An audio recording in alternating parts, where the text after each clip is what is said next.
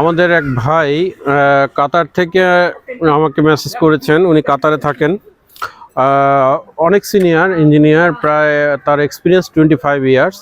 তো কাতারের সমসাময়িক সমস্যার কারণে তার হঠাৎ করে জবটা চলে গেল।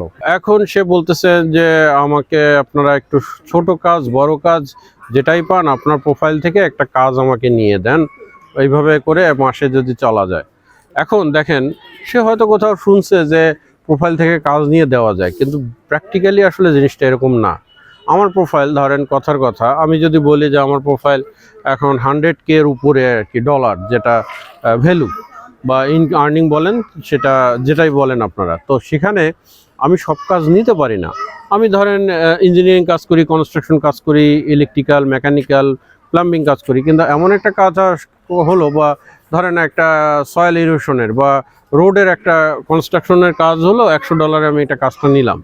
কিন্তু এই $100 কাজ নেওয়াতে ওই কাজটা যদি আমি ভালো মতো দিতে না পারি, তাহলে আমার যদি একটা খারাপ নেগেটিভ ফিডব্যাক আসে, তাহলে আমার যে প্রোফাইল থেকে মাসে $2000, $3000 বা $4000 ইনকাম আসে, এই ইনকামটা কিন্তু আমার 2 মাসের জন্য বন্ধ হয়ে যাবে, আমার অফিসও বন্ধ হয়ে যাবে।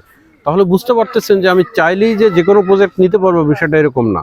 কিন্তু আপনাদেরকে বোঝানোর জন্য যেটা বলতেছি, কাতারে যে ভাই যখন ছিলেন তখন কিন্তু সে 2 লাখ, 2.5 লাখ, 3 লাখ টাকা বেতন ড্র করছেন, ভালো করছেন, ঘুরছেন, সে BMW গাড়িতে চড়ছেন, সব কিছু করছেন। কিন্তু তখন যদি তার যে সময়টা ছিল, বন্ধের দিন ছিল, 2 দিন হলিডে ছিল, সে যদি সেই সময়টা সে তার second skill, third skill, fourth skill, অর্থাৎ সে কনস্ট্রাকশন ম্যানেজমেন্টে ছিল, সে যদি অটোক্যাডটা শিখতো, সে যদি রিভেটটা শিখতো, সে যদি কনস্ট্রাকশন রিলেভেন্ট বাকি জিনিসগুলো শিখতো, তার এক্সপার্টনেসটাকে সে তৈরি করতো, তাহলে কিন্তু আমাকে আজকে তার বলা লাগতো না যে আপনি একটা আপনার প্রোফাইল থেকে কাজ দেন।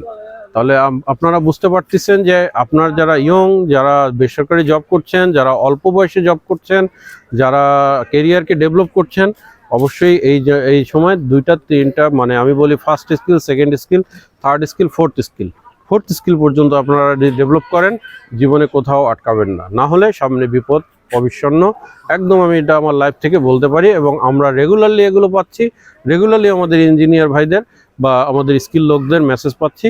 তো আপনারা যদি একটা স্কিল নিয়ে থাকেন, একটা অ্যালাইন্ডে জবে থাকেন, তাহলে আপনি পুলস রেটের উপরে আছেন, এটা আমি বলতেই পারি। সবচেয়ে বলা যেটা জিনিস, যে আমরা 3টা বা 4টা ব্যাকআপ স্কিল করে রাখবো, যাতে আমরা আমাদের খারাপ সময়টাকে আমরা রিকভারি করতে পারি। এবং ওয়ার্ল্ডে প্রচুর অপরচুনিটি আছে, ওয়ার্ল্ডে প্রচুর জায়গা আছে যে জায়গা থেকে আপনারা কাজ পেতে পারেন। এখন ওয়ার্ল্ডে ফিজিক্যাল জব কমে যাচ্ছে, রিমোট জব বেড়ে যাচ্ছে।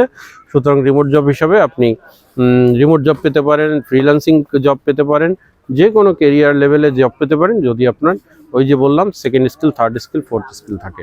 আর ফার্স্ট স্কিল তো অবশ্যই থাকবে। ঠিক আছে, থ্যাংক ইউ ভেরি মাচ, ভালো থাকবেন। Think well, do beautiful.